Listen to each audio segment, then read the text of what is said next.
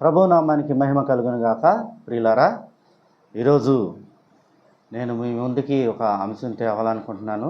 అదేంటంటే, ఈ మధ్య ఒక పాస్టర్గా పనిచేసిన వ్యక్తి తాను హిందూగా మారి శివశక్తి అనే ఒక సంస్థలో చేరి బైబిల్కి వ్యతిరేకంగా ఒక వీడియో పెట్టాడు. ఏమని పెట్టాడు? ఆయన పేరు సత్యం గారంట, పాస్టర్ గారు. మరి ఆయన ఎక్కడ చేశాడు, ఏ సంఘంలో చేశాడు, సంఘాన్ని ఎన్ని సంవత్సరాలు నడిపాడు అన్నది మనకు తెలియదు. కానీ ఆయన ఒక వీడియో చేస్తున్నాడు. అంటే శివశక్తిలో జాయిన్ అయిన తర్వాత, హిందూ మతంలోకి జాయిన్ అయిన తర్వాత ఆయన ఒక వీడియో చేశాడు. వీడియో చేసి ఏం చెప్తున్నాడంటే, బైబిల్ మొత్తం ఒక బూతు పుస్తకం అని, బైబిల్లో వ్యభిచార క్రియలు ఉన్నాయని, కాబట్టి బైబిల్ దేవుడే మనుషుల యొక్క భార్యలని, అంటే మగాళ్ళ యొక్క భార్యలని ఏం చేస్తున్నాడంటే వేరే ఒకళ్ళ దగ్గర పడుకోబెడుతున్నాడని ఇక్కడ ఆయన రెఫరెన్స్లు ఇచ్చి మరీ చెప్తున్నాడు అన్నమాట. సరే, చూద్దాం. మరి ఆయన పాస్టర్ ఎన్ని సంవత్సరాలు చేశాడో నాకైతే తెలియదు.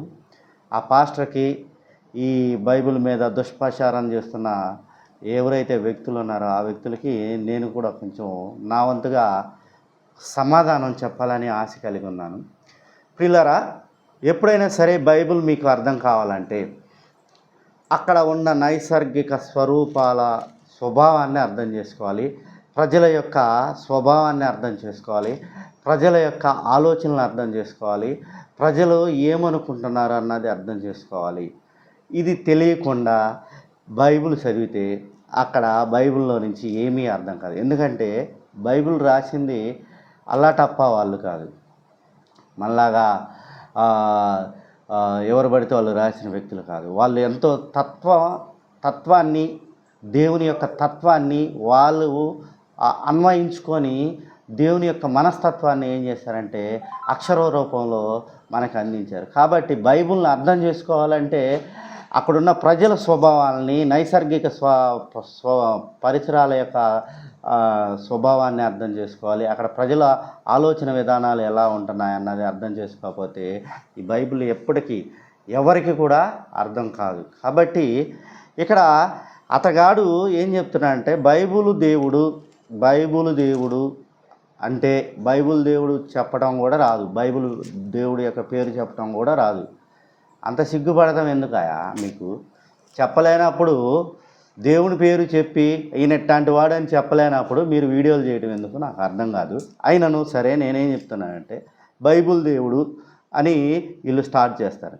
బైబిల్ దేవుడు వ్యభిచారాన్ని ప్రోత్సహిస్తాడు, ఒకడి యొక్క భార్యని ఇంకొకటి దగ్గర పండుకోబెడతాడని ఇక్కడ సెలవిస్తాడు. ఆయన చెప్తున్న రెఫరెన్స్ ఏంటంటే 2 సమూయేలు గ్రంథము 16వ అధ్యాయము, తర్వాత 16వ అధ్యాయము 20వ వచనం నుంచి కానీ 22వ వచనం వరకు చదువుకున్నట్లయితే, అబ్షాలోము అహీతోపేలుతో మనము చేయవలసిన పని ఏదో తెలుసుకొనుటకై ఆలోచన చేతుము రమ్ము అనగా, అహీతోపేలు నీ తండ్రి చేత ఇంటికి కావలి ఉంచబడిన ఉపపత్నుల యొద్దకు నీవు పోయిన ఎడల నీవు నీ తండ్రికి అసహ్యుడవైతివని ఇజ్రాయేలు అందరూ తెలుసుకుందరు.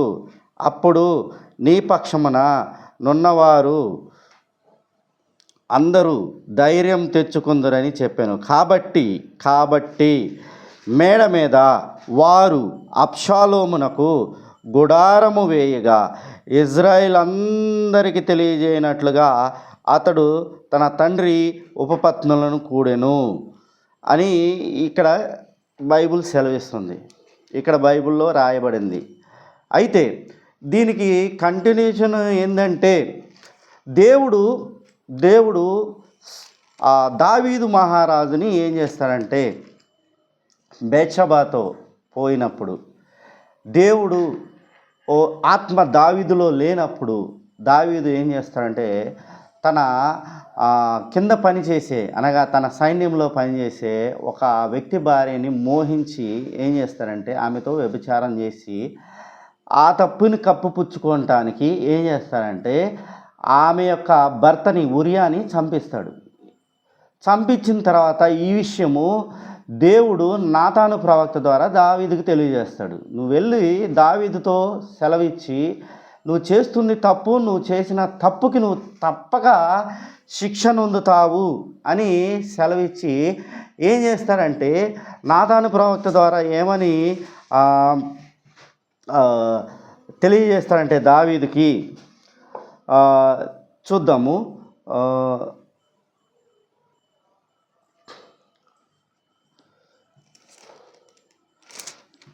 మొదటి సమూయేలు గ్రంథము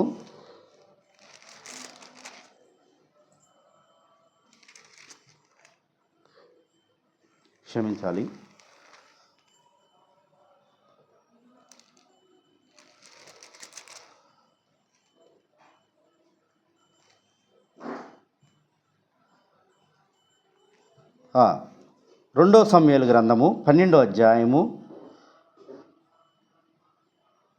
10 నుంచి 12 వచనాలు కానీ చదువుకున్నట్లయితే 2 సమూయేలు గ్రంథము 12వ అధ్యాయము 10 నుంచి 12వ వచనం వరకు చదువుకున్నట్లయితే, నీవు నన్ను లక్ష్యము చేయక హిత్తీయుడగు ఉరియా భార్యను నీకు భార్యగా అగునట్లు తీసుకొనినందున నీ ఇంటి వారికి సదాకాలము యుద్ధము కలుగును.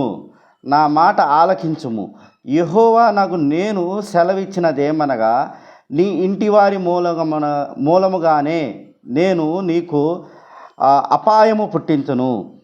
నీవు చూచుచుండగా నీ భార్యలను తీసి నీ చేరువ వానికి అప్పగింతును. పగటియందు వాడు వారితో సైనించును. నీవు ఈ కార్యములను రహస్యముగా చేసితివి కానీ ఇజ్రాయేలులందరూ చూచుచుండగా పగటి యందే నేను చెప్పిన దాన్ని చేతును అనెను. అంటే ఇక్కడ దేవుడు దావీదుకి నాతాను ప్రవక్త ద్వారా దావీదు చేసిన పాపాన్ని బట్టి హెచ్చరిక పంపుతున్నాడు. నీవు ఉరియా భార్యకు బెత్షెబతో రహస్యమందు సైనించావు, కానీ నేను విధింపబోయే శిక్ష నీకు ఎట్టుంటుందంటే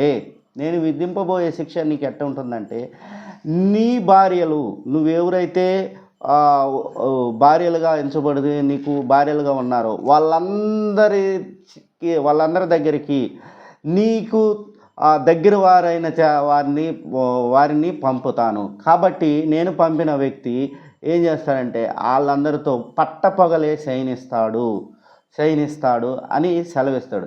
అంటే దీని అర్థం ఏంటంటే వాళ్ళు ఏం చెప్తారంటే ఈ శివశక్తి బ్యాచ్, ఈ ఎవరైతే దైవజనులని పూర్వకాలంలో నేను దైవజనులుగా పనిచేశానని చెప్పుకుంటున్నాడు, వీళ్ళందరూ ఏం చెప్తున్నారంటే ఇక్కడ దేవుడు సెలవిచ్చాడు కాబట్టి ఈ సెలవిచ్చిన మాటని దావీదు కుమారుడు అయిన అబ్షాలోము దావీదు భార్యలతో పోయాడు అని ఇక్కడ వాళ్ళు తేట తెల్లంగా చెప్తున్నారు. అనగా దేవుడు ఒకని యొక్క భార్యని వేరొకని దగ్గర పనుకోబెడతాడు. కాబట్టి బైబిల్ దేవుడు అసహ్యుడు, బైబిల్ దేవుడు వ్యభిచారం చేయించేవాడు అని ఇక్కడ ఊకదంపుడు ఉపన్యాసాలు, పనికిమాలిన ఉపన్యాసాలన్నీ ఇస్తున్నాడు. ప్రియులారా, ఇక్కడ మనము బూతుగా అర్థం చేసుకోవటం కంటే ఇక్కడ మన హిందూ గ్రంథాల విషయంలో కానీ చూసుకున్నట్లయితే ఎవడైనా ఒక రాజ్యం మీదకి యుద్ధానికి వెళ్ళినప్పుడు అక్కడ ఏం జరుగుతుందంటే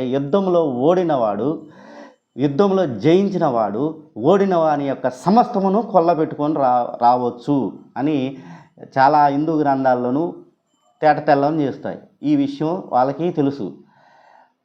ఇది ఆ రోజుల్లో క్షత్రియ ధర్మం అంటారు. క్షత్రియులు ఏమైనా చేసుకోవచ్చు, జయించినవాడు ఓడిన వాడిని ఏమైనా చేయొచ్చు, చంపవచ్చు, వాడికున్న సమస్తాన్ని దోచుకోవచ్చు, వాడి పిల్లలని వాళ్ళ ప్రజలని అందరినీ తీసుకొచ్చి ఏం చేస్తారు, హింసకు గురి చేయవచ్చు. లేకపోతే వాళ్ళ ప్రజల యొక్క పిల్లల్ని తీసుకొచ్చి ఇక్కడ ఉన్న వాడి దేశంలో ఉన్న ప్రజలతో పెళ్ళిళ్ళు చేసుకోవచ్చు, లేకపోతే ఏదైనా చేసుకోవచ్చు అన్న రూల్ అనేది ఒకటి ఉంది. అది సమస్తము ఈ విశ్వం మీద ఉన్న సమస్త రాజులు క్షత్రియులు చేసే పని. అయితే ఇక్కడ దేవుడు సెలవిచ్చింది ఏంటంటే దీని అర్థం ఏంటంటే ఇక్కడ ఏం చెప్తున్నాడంటే దేవుడు తేటతెల్లంగా ఏం చెప్తున్నాడంటే ఆ రోజుల్లో యోధా ఇజ్రాయేల్ జనాంగంలో ఉన్న నియమాలు ఏంటంటే ఎవడైనను ఒక రాజు యొక్క భార్యతో శయనించాడు అంటే దాని అర్థం ఏంటంటే వాడు రాజ్యాధికారాన్ని కోల్పోతున్నాడు అని అర్థం. అప్పుడు ప్రజలు ఏమని ఫీల్ అయ్యారంటే ఒకడు రాజు యొక్క భార్యతో శయనిస్తున్నాడంటే రాజు అనేవాడు బలహీనుడు, ఆ బలహీనుడు కాబట్టి రాజ్యాన్ని కోల్పోతున్నాడు అని అర్థం. ఇక్కడ తేట తెల్లని దావీదుకి ఏమని తేట తెల్లని చేస్తున్నాడంటే నీ భార్యలతో నీ వారు ఏం చేస్తారంటే పట్టపగలు శయనిస్తారని సెలవిస్తున్నాడు. నువ్వు చేసిన తప్పు వల్ల నువ్వేమో రాత్రిలోనో చీకటిలోనో పాపం చేసావు, కానీ నేను విధించే శిక్ష నీకు ఎటువంటిదంటే నీ భార్యలతో ఒకడు పట్టపగలు శయనిస్తాడు అని సెలవిస్తున్నాడు. ఇలా శయనించాడంటే ఇక్కడ దావీదుకి దేవుడు ఏమని సెలవిస్తున్నాడంటే నీ రాజ్యాన్ని ఖచ్చితంగా నీ చేతుల్లో నుంచి తీసివేసి వేరే వాళ్ళకి అప్పచెప్తాను అంటాడు. ఇది అర్థం చేసుకోవాలి. అక్కడ ఉన్న ప్రజల యొక్క మనస్తత్వం ఏంటంటే ఎవడైనా సరే ఒక రాజు యొక్క భార్యతో శయనించాడు అంటే దాని అర్థం ఏంటంటే వాడు రాజ్యాన్ని కోల్పోయాడు అని అర్థము. ఈ విషయం ఆ శివశక్తి బ్యాచ్కి తెలుసు లేకపోతే తెలిసి నాటకాలు ఆడుతున్నారు. అంటే హిందూ సమాజం మొత్తం వాళ్ళకి బెగ్గర బ్యాచ్ కదా ఇదంతా. ఈ బెగ్గర బ్యాచ్ ఏం చేస్తుందంటే ఇట్లాంటి పనికిమాలిన వీడియోలు చేసి హిందూ సమాజాన్ని రెచ్చగొట్టి ఏం చేస్తున్నాడంటే అడుక్కునవటం బాగా అలవాటైంది. అడుక్కునే బ్యాచ్కి ఇదే పని. ఒక వీడియో చేయటం, దాన్ని అప్లోడ్ చేయటం, వ్యూస్ పెంచుకోవటం, తద్వారా యూట్యూబ్ ద్వారా ఆదాయం పొందటం. అట్టి రీతిగానే ఒక జీపే నెంబరో ఫోన్పే నెంబరో ఏదో ఒకటి పెట్టి ఏం చేస్తున్నారంటే అడుక్కోవటం, హిందూ సమాజం దగ్గర నుంచి అడుక్కోవటం. అఫ్కోర్స్ అందరూ చేస్తున్నారు. ఇప్పుడు నేను చెప్పేది ఏంటంటే వాళ్ళు చేస్తున్న తప్ప రైట్. నా వర్షంలో నేనేం చెప్తున్నానంటే దేవుడు తప్పు చెయ్యొద్దు అని చెప్తున్నాడు. వ్యభిచారం నిర్గమకాండం 20వ అధ్యాయంలో ఏం చెప్తున్నాడంటే వ్యభిచారం చేయొద్దు, దొంగతనం చేయొద్దు, నిన్ను వలే నీ పొరుగువారిని ప్రేమించు, ఇవి దేవుని ఆజ్ఞ. ఎవడైతే దేవుని ఆజ్ఞలకు లోబడక దేవుని ఆజ్ఞలు మీరతాడో వాడు కంపల్సరీగా ఏం చేస్తాడంటే దేవుణ్ణి ధిక్కరించిన వాడు అవుతాడు. ఇక్కడ దావీదు కూడా బెత్షెబాని మోహించి యాక్చువల్గా దావీదు చాలా దేవుని మనిషి, కానీ అట్టి దేవుని మనిషి దేవుని ఆత్మ తనలో లేకపోవడం, దేవుని ఆజ్ఞ అనేది తనలో లేకపోవటం వల్ల ఒకానొక వీక్ టైంలో బలహీన సమయంలో ఏం చేస్తాడంటే బెత్షెబాని మోహించి ఆమెతో వ్యభిచారం చేసి పాపానికి పాత్రుడయ్యాడు. అందు విషయమై దావీదు దగ్గర నుంచి నీ రాజ్యాన్ని నేను తీసి వేరే వాళ్ళకి ఇస్తాను అని చెప్తాడు. దేవుడు ఏం చేస్తాడంటే నీ రాజ్యాన్ని తీసి వేరే వాళ్ళకి ఇస్తానంటే అది కూడా నీకు దగ్గర వారుగా వారికి ఇస్తాను అని చెప్తాడు. ఇక్కడ దీని అర్థం ఏంటంటే శయనించడం అంటే దాని అర్థం ఏంటంటే రాజు యొక్క భార్యతో వేరొకడు శయనిస్తున్నాడంటే వాడు రాజ్యాన్ని, ఆ రాజు యొక్క ఓడిపోయిన వాడు రాజ్యాన్ని ఏం చేస్తున్నాడంటే ఆక్రమించుకుంటున్నాడని ఆ రోజుల్లో ప్రజల యొక్క ఆలోచన. వాళ్ళకి అది థీమ్ ఉంటుందన్నమాట, ఒక సిద్ధాంతం. ఒకడు రాజు యొక్క భార్య దగ్గరికి వెళ్ళి శయనిస్తున్నాడు అంటే కంపల్సరీగా వాడు ఏం చేస్తుంటే రాజు యొక్క సింహాసనాన్ని అధిరోహించబోతున్నాడని అక్కడ ఇండికేషన్ అన్నమాట. ఇక్కడ అబ్షాలోము ఎవరంటే దావీదు కుమారుడే. ఈ అబ్షాలోముకి దావీదు కుమారుడు ఎలా వచ్చాడు అంటే ఒకసారి మనం చూడండి, రెండో సమూయేలు గ్రంథము 2వ అధ్యాయము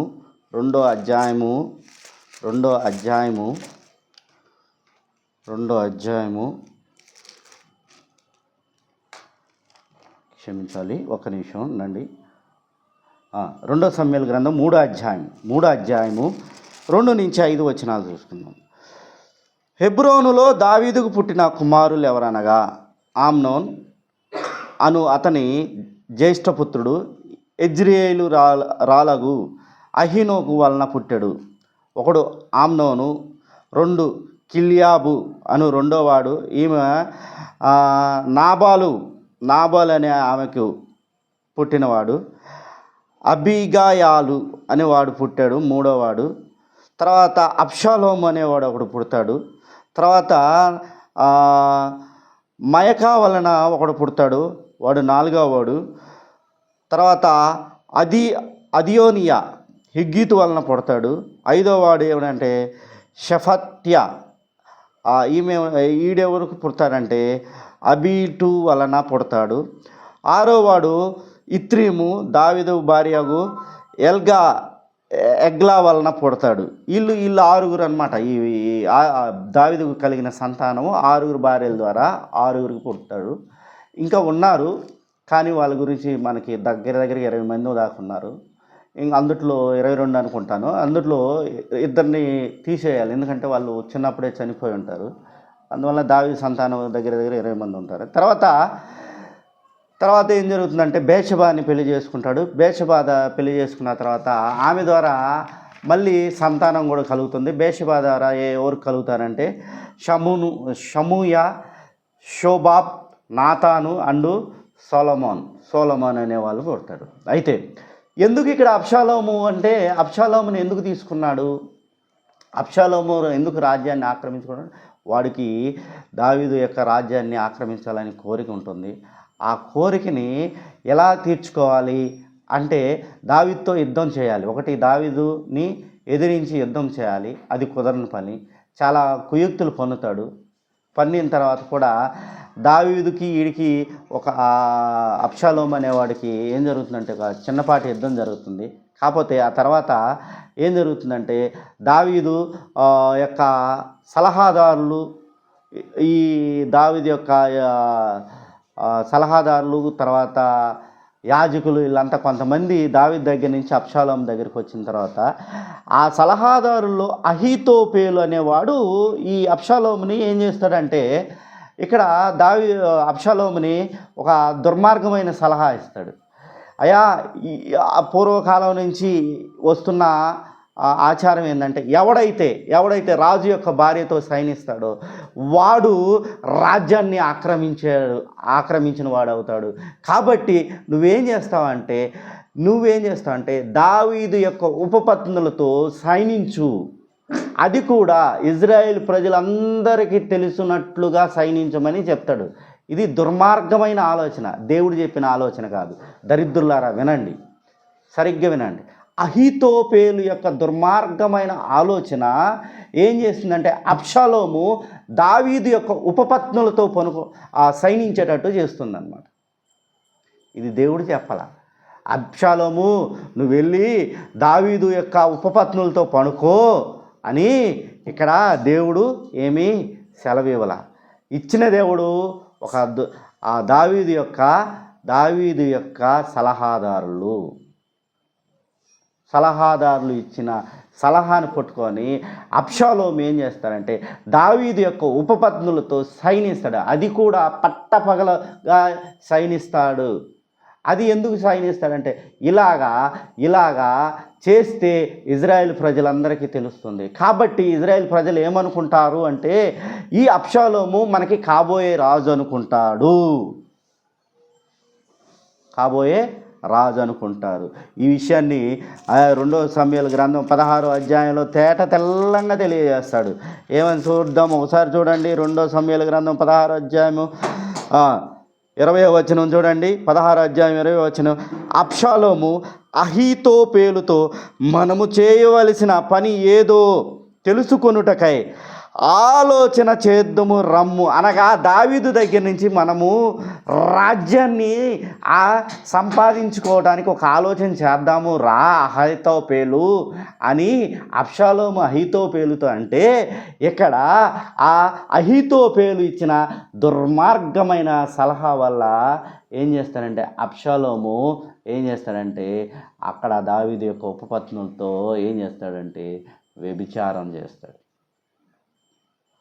అది అది ఇజ్రాయెల్ ప్రజలు అప్పుడు ఏమనుకుంటాడు, ఆహా అబ్షాలోము మనకి కాబోయే రాజు కావాలా, ఈ చర్య చేశాడు అంటే అక్కడ ప్రజలు ఏమనుకుంటారంటే అబ్షాలోము మనకి కాబోయే రాజు అని తెలుసుకొనున్నట్లుగా అహీతోపేలు యొక్క ఒక సలహా అనేది ఉంది. కాబట్టి ఇక్కడ ఇది కానీ వీళ్ళు ఏం చెప్తారు, ఈ శివశక్తి బ్యాచ్, ఈ బెగ్గర బ్యాచ్ ఏం చెప్తారంటే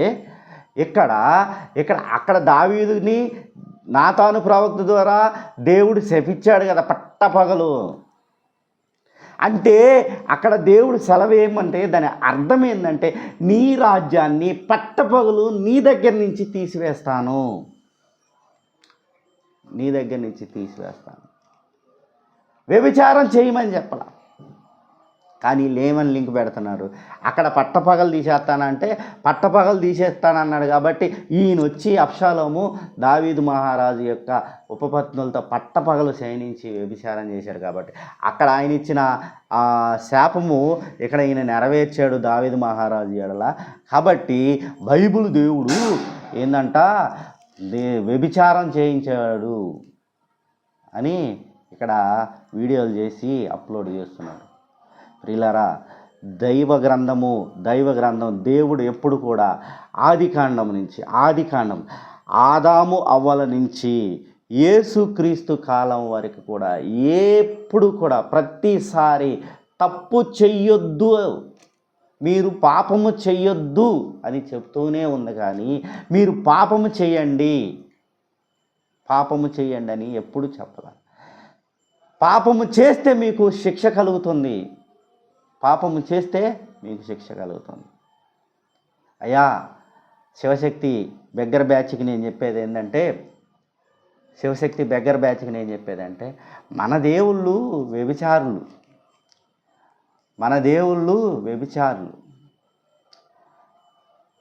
ఒకడి పిల్లాన్ని ఒకడికొకడు దాన్ని ఏమంటాము హోమోసెక్సువల్స్ ఒకడి పిల్లాన్ని ఒకడు ఇట్లాంటి చాలా నోటికి చెప్పలేనన్ని కార్యాలన్నీ మన దేవుళ్ళు చేశారు. శివశక్తి బెగ్గర బ్యాచ్కి చెప్పేది. అయ్యా సత్యంబాబు గారు అంట మీరెవరో, ఆ సత్యంబాబు గారు మనం ఒకసారి గ్రంథాలని తిరగవేస్తే తెలుస్తుంది. బైబిలు అజ్ఞానంలోకి రాయిలా జ్ఞానవంతులు రాశారు, ఈ జ్ఞానం కలిగిన వ్యక్తులు రాశారు. దేవుని ఆలోచనని ఈ నాతాను ప్రవక్తల ద్వారా తెలియజేసినప్పుడు ప్రవక్తలు రాసిన ఈ స్క్రిప్చర్స్ అన్నమాట. అవి అజ్ఞానం రాయలా. బైబిల్ అంటే జ్ఞానము గలది. ఒక మనిషి ఎలా జీవించాలో చెప్పే గ్రంథమే బైబిల్. కాబట్టి ఈ శివశక్తి బెగ్గర బ్యాచ్కి నేను చెప్పేది ఏంటంటే ఇక్కడ దేవుడు అక్కడ దావీదుకి శిక్ష విధిస్తానన్నాడు, విధించాడు. అయితే అబ్షాలోముని ఏమన్నా నువ్వు వెళ్ళి ఆ దావీదు మహారాజు యొక్క సింహాసనాన్ని ఆక్రమించుకొని అబ్షాలోముకు కూడా దేవుడు ఏమీ చెప్పలా. అబ్షాలోము కుయుక్తులు పన్ని ఏం చేశాడంటే దావీదు దగ్గర నుంచి రాజ్యాన్ని లాక్కోవాలని చూశాడు. కానీ అది నెరవేరలా. ఎందుకు? దేవుడి యొక్క ప్రణాళిక వేరేగా ఉంది. కాబట్టి అబ్షాలోము ఏం చేశాడంటే దావీదు మహారాజు యొక్క రాజ్యాన్ని ఆక్రమించుకోలేదు. అబ్షాలోము చేసిన ఘోరమైన పాపం ఏంటంటే దావీదు యొక్క ఉపపత్నులతో అంటే ఆ అహీతోపేలు ఇచ్చిన సలహాని తీసుకొని దావీదు యొక్క ఉపపత్నులతో శయనించి దేవుని దృష్టికి ఘోరమైన పాపము చేసినందున ఏం చేశాడంటే అక్కడ ఆ అబ్షాలోముకి రాజ్యాన్ని ఇవ్వలా. అది నేర్చుకోవాల్సింది. అసలు నిజంగానే ఇది నిజమా కాదా అన్నది మనం ఒకసారి చూద్దాం. మొదటి రాజుల గ్రంథము 2వ అధ్యాయము 20వ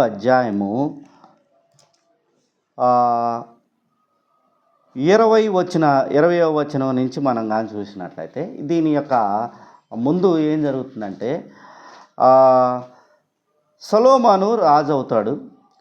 రాజు అయినప్పుడు రాజుకి అవటానికి ముందు దావీదు బహుకాలము వృద్ధుడయ్యి ఏం చేస్తాడంటే వెట్ట కలకక అనగా ఉష్ణము కలకనే వ్యాధితో బాధపడుతున్నప్పుడు ఆయనకి పరిచర్య చేయడానికి అభిషగు అనే ఒక షునేమిరాల్ని ఏం చేస్తారంటే ఆయనకి పరిచర్య కర్తగా ఉంచుతారు. ఆమె ఏం చేస్తుందంటే దావీదు యొక్క బాగోగులు చూసుకుంటూ ఆయన దగ్గర పరిచర్య చేసుకుంటూ ఉంటుందన్నమాట. అటువంటి ఆమె అంటే ఆమె ఈక్వల్ టు చాలా యవ్వన స్త్రీ. ఈక్వల్ టు దావీదుకి భార్యలాగే ఉంటుందన్నమాట. భార్యలాగా వాళ్ళు ఆలోచన చేసి తీసుకొచ్చి పెడతారనమాట. ఆ రోజుల్లో ఎవరు కూడా పరిచర్య చేయడానికి ఊరుకోరు. కాబట్టి రాజు యొక్క భార్యగా ఉండటానికి అయితే చాలామంది ఒప్పుకునేవాళ్ళు. కాబట్టి ఆ పరిచర్య నిమిత్తం ఏం జరుగుతుందంటే ఆ అభిషేక్ని ఏం చేస్తారంటే దావీదుకి మరొక ఉపపత్నిగా చేస్తారు. అయితే దావీదు బహువృద్ధుడై ఉండి ఆమెమో యవనస్తురాలై ఉంటుంది. కాబట్టి ఇక్కడ బైబిల్ కూడా ఏం చేస్తుందంటే దావీదు ఆమెను కూడలేదని కూడా ఇక్కడ సెలవిస్తుంది. ఇక్కడ చూడండి,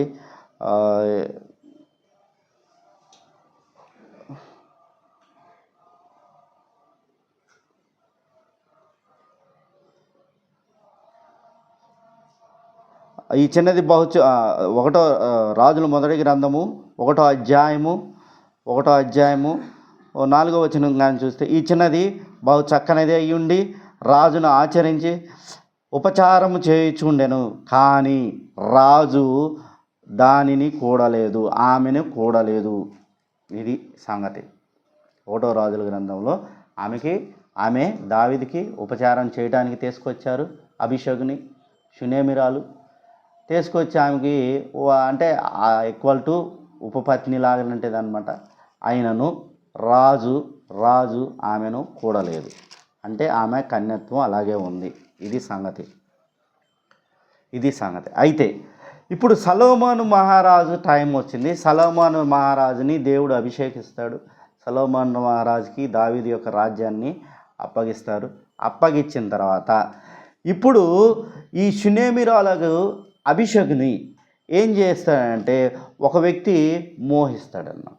ఆ వ్యక్తి ఎవరో కాదు, దావీదు యొక్క కొడుకే. ఆయన పేరు ఏంటంటే అదోనియా వెళ్ళి బేషబా దగ్గరికి వెళ్తాడు. ఎందుకు బేషబా దగ్గరికి వెళ్తాడంటే బేషబాకి కుమారుడు ఎవరంటే సొలొమోను రాజు సింహాసనాన్ని అధిష్ఠించిన తర్వాత బేషబా దగ్గరికి వెళ్ళి ఈయన అదోనియాని ఏం చేస్తాడంటే ఆమెని అభిషేకుని నాకు ఇచ్చి పెళ్లి చేయమని సొలొమోను మహారాజుకి నువ్వు చెప్పమ్మా, నువ్వు ఆయన యొక్క తల్లివి కదా అని ఏమవుతా అదోనియా అడిగినప్పుడు సరే నేను అడుగుతాను అని చెప్తుంది. ఇక్కడ ఆమె మిస్ అయిన లాజిక్ ఏంటంటే అసలు ఆమె నీకు తల్లి లాంటిది కదా, కాబట్టి నువ్వు ఆమెను ఎలా పెళ్లి చేసుకుంటావు అన్న గదిమి పంపినట్లయితే వేరే విధంగా ఉండేదేమో. ఆమె వెళ్ళి ఏం చేస్తుందంటే నేను నీ పక్షాన సొలొమోను మహారాజుకి విన్నవిస్తానని వెళ్ళినప్పుడు సొలొమోను మహారాజు దేవుణ్ణి జ్ఞానము కలిగినవాడు. దేవుణ్ణి జ్ఞానము అడిగి నేను ప్రజలను పరిపాలించాలంటే నాకు జ్ఞానం కావాలి, కాబట్టి ఆ జ్ఞానాన్ని నాకు దయచేయి దేవా అని అడిగిన వ్యక్తి. కాబట్టి సొలొమోను మహారాజు దగ్గరికి ఈ బేషబా వెళ్ళి విషయాన్ని అదోనియా ఏదైతే విషయం చెప్పాడో అభిషేకుని పెళ్లి అనుకుంటున్నాడు కాబట్టి నువ్వు ఆయనకి పర్మిషన్ ఇవ్వు అని అడిగినప్పుడు సొలొమోను మహారాజు ఏమని సెలవిస్తున్నాడో ఒకసారి చూద్దాం. 21వ అధ్యాయం 1వ రాజుల గ్రంథము 2వ అధ్యాయము 21వ వచనం కానీ చూసినట్లయితే, ఆమె షునేమిరాలైన అభిషేకును నీ సహోదరుడైన అదోనియాకు పెండ్లికి ఇప్పించవలెనని అందుకు రాజైన సొలొమోను షునేమిరాలైన అభిషేకును మాత్రమే అదోనియా కొరకు అడుగుట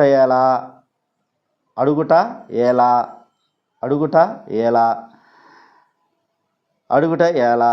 ఇంకా ఏం చెప్తున్నాడు చూడు, అతడు నా అన్న కాబట్టి అతని కొరకును యాజకుడైన అబత్యా కొరకును పెరియా కుమారుడైన యావాబు కొరకును రాజ్యమును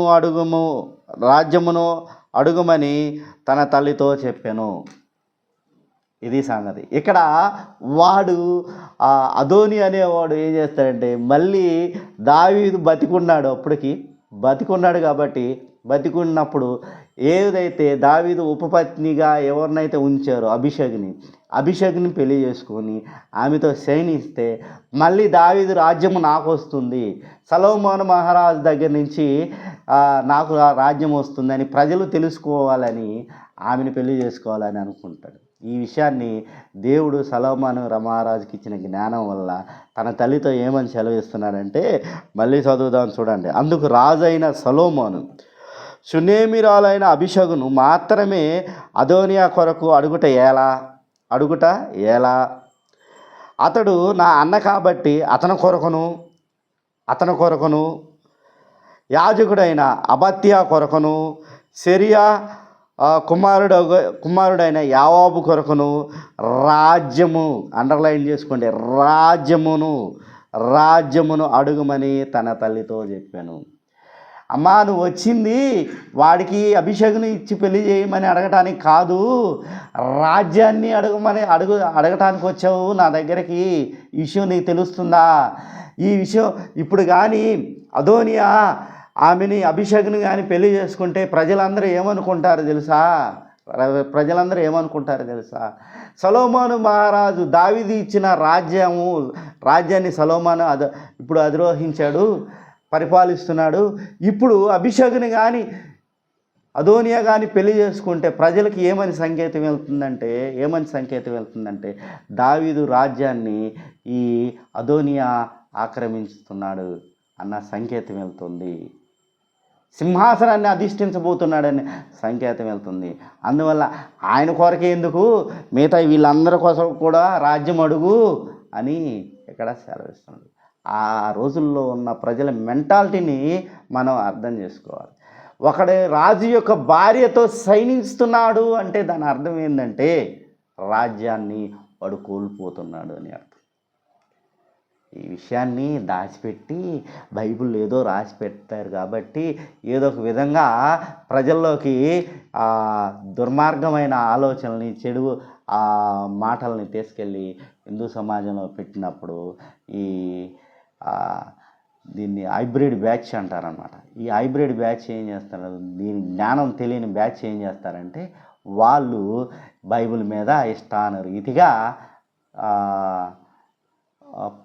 వ్యాఖ్యానాలు చేస్తూ ఉన్నారన్నమాట. ఇది తెలుసుకోవాల్సిన విషయం. మరి ఆ పాస్టరు మరి ఎంతకాలం సంఘాన్ని నడిపాడో తెలియదు, మరి ఆయన ఏం పాస్టరో తెలియదు. 60 ఏళ్ళ వయసు సచ్చే టైంలో కూడా ఎందుకయ్యా నీ కుటుంబం మొత్తాన్ని శాపంలోకి తీసుకెళ్తున్నావు? సత్యం గారు, ఎంత పాపము తెలుసా? దేవుడు ఎవరినైనా క్షమిస్తాడేమో కానీ దైవ దూషణ చేసిన వాడిని ఎవరిని క్షమించడు. అది ఆ సర్వశక్తిమంతుడైన దేవుడు ఇంకా నిన్నెందుకో కాపాడుతున్నాడు. నిన్ను, నీ కుటుంబాన్ని కాపాడుకో. దైవ దూషణ చేసిన ఎవడు కూడా బాగుపడిన సందర్భాలు లేవు. మీరు బైబిల్ గురించి, బైబిల్ నాలెడ్జ్ తెలియాలంటే బైబిల్ ఆ సిచ్యువేషను ఏ సందర్భంలో జరిగింది, ఎలా జరిగింది అన్నది తెలుసుకోకపోతే బైబిల్ అర్థం కాదు. ఆ దృశ్య కావ్యాన్ని మీరు తెలుసుకోవాలి. ఆ దృశ్య కావ్యాన్ని తెలుసుకుంటేనే బైబిల్ అర్థమవుతుంది. ఆ సిచ్యువేషన్ ఏంది, అక్కడ ప్రజల మనస్తత్వాలు ఎలా ఉన్నాయి, ఆ రోజుల్లో ఏ విషయం గురించి ప్రజలు ఏమనుకుంటున్నారని తెలుసుకోకపోతే ఏమవుతుందంటే అక్కడ బైబిల్ అనేది అర్థం కాని విషయం. మీరు ఏదో బైబిల్లో రాశారు కాబట్టి దేవుడు రాజు యొక్క పిల్లలతో లేకపోతే మనుషుల యొక్క పిల్లలతో వ్యభిచారం చేయిస్తున్నాడు అంటే, ఒకడి యొక్క పిల్లాన్ని వేరొకడికి సైనింపజేస్తున్నాడు అంటే దాని అర్థం దేవుడు సైనింపజేయట్లేదు. దేవుడు వార్నింగ్ ఇచ్చాడు. దావీదు చేసిన పాపాన్ని బట్టి దావీదుకి పట్టపగల నీ రాజ్యాన్ని నీ చెరువు వారితో అప్పగిస్తానన్నాడు. ఆల్మోస్ట్ అబ్షాలోము దావీదు రాజ్యాన్ని ఆక్రమించిపోయాడు. కానీ ఆఖరి మూమెంట్లో దేవుని యొక్క సంకల్పం అనేది నెరవేర్చబడింది. అది సొలొమోనుకి అప్పచెప్పబడింది. ఎవరు కూడా దావీదు యొక్క పిల్లల్లో ఎవరు కూడా దేవుని ఆజ్ఞలకి లోబడి ప్రవర్తించిన వాళ్ళు కాదు. ఒక్కడు, దేవా నేను ఈ ప్రజలను పరిపాలించాలంటే నీ జ్ఞానాన్ని నాకు దయచేయి. జ్ఞానం లేకపోతే నేను ఈ ప్రజల్ని పరిపాలించను. అట్టి నీ జ్ఞానం ఏదైతే ఉందో ఆ జ్ఞానాన్ని నాకు దయచేయి, నీ ఆజ్ఞలు నాకు దయచేసి ఈ రాజ్యాన్ని నాకు అప్పచెప్తే నేను పరిపాలిస్తానని దేవుని దగ్గర మొరపెట్టిన వ్యక్తి సొలొమోను మహారాజు. కాబట్టి దేవుడు ఎప్పుడు కూడా బైబిల్లో ఉన్న యెహోవా దేవుడు సర్వశక్తిమంతుడు. ఆయన ఎప్పుడు కూడా పాపము చెయ్యి అని ప్రోత్సహించలేదు, పాపము చెయ్యొద్దు అని మాత్రమే చెప్పాడు. ఈ బెగ్గర్ బ్యాచ్కి, అడుక్కు తినే బ్యాచ్కి చెప్పేది ఏంటంటే బైబుల్ ఈజ్ నాలెడ్జబుల్ బుక్, జ్ఞానవంతమైన బుక్. ఒక మనిషిని ఎలా నడవాలో చెప్పే పుస్తకం, ఒక గ్రంథం. బైబుల్ అనేది ఒక మనిషిని ఎలా నడిపింపబడాలో, ఒక మనిషి ఎలా నడిపింపబడాలో తెలియజేసే గ్రంథం. దేవుని జ్ఞానము ఇందులో నిక్షిప్తం చేయబడింది. కాబట్టి ఎవడైతే దేవుని జ్ఞానాన్ని సరిగ్గా అర్థం చేసుకుంటాడో వాడు రక్షింపబడతాడు, దేవుని సన్నిధిలో నివసిస్తాడు. ఎవడైతే దేవుని జ్ఞానాన్ని సరిగ్గా అర్థం చేసుకోలేక విడిపోతాడు, దేవుని దగ్గర విడగొట్టబడతాడో, అంటే దేవుని ఆజ్ఞలను ఎవడైతే ఉల్లంఘిస్తాడో వాడు ఖచ్చితంగా శిక్షింపబడతాడు. ఇక్కడ దావీదు మహారాజు కూడా శిక్షించబడ్డాడు. అందువల్ల దావీదు మహారాజు చేసిన తప్పు తన కుమారుడే ఏం చేశాడంటే అధిగమించి తన కుమారుడి చేత అవమానించబడి మళ్ళీ అదే కుమారుడు తన చేతులతో చంపింపబడ్డాడు. దావీదు చేసిన పాపము, బెత్షెబాను తీసుకొచ్చి ఒకడి భార్యని తీసుకొచ్చి ఈయన భార్యగా చేసుకున్నందుకు దేవుడిచ్చిన శాపం ఏంటంటే, శిక్ష ఏంటంటే ఆ ప్రియ కుమారుడైన అబ్షాలోముని కోల్పోయాడు దావీదు. అబ్షాలోము అంటే దావీదుకి మహా ఇష్టం, కానీ ఇక్కడ అబ్షాలోముని దావీదు కోల్పోయాడు. తన రాజ్యాన్ని ఆక్రమించుకోబోయాడు అబ్షాలోము. తన భార్యలతో సైనించాడు. ఎందుకంటే ఒక తప్పుడు సంకేతాన్ని ప్రజల్లోకి పంపి నేను రాజ్యాధినేతని కాబోతున్నాను అని ప్రజలకు సంకేతం ఇవ్వటానికి దావీదు యొక్క ఉపపత్నులతో ఏం చేశారంటే సైనించాడు. ఇక్కడ సైనించటము అంటే దాని అర్థం ఏంటంటే, సైనించటం అంటే రాజు యొక్క సింహాసనాన్ని లాక్కుంటున్నాడని ప్రజలు ఆ రోజుల్లో ఆలోచించేవాళ్ళు. కాబట్టి ఈ సైనించటం, రాజు యొక్క భార్యలతో సైనించడం అంటే రాజ్యాన్ని లాక్కుంటున్నాడని అర్థం. ఈ విషయం అర్థం అయితే దేవుడు మిమ్మల్ని, మీ కుటుంబాలని దీవిస్తాడు. ఆమేన్.